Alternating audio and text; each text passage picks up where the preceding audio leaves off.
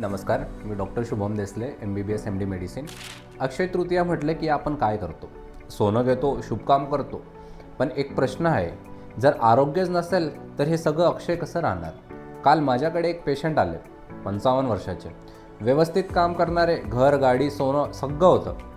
पण BP uncontrol, sugar आहे आणि म्हणाले, डॉक्टर आता शरीर साथ देत नाही. तेव्हा लक्षात आलं, आपण अक्षय तृतीयेला संपत्ती वाढवतो, पण शरीराची संपत्ती ती वाढते का? तुम्हाला माहीत आहे का?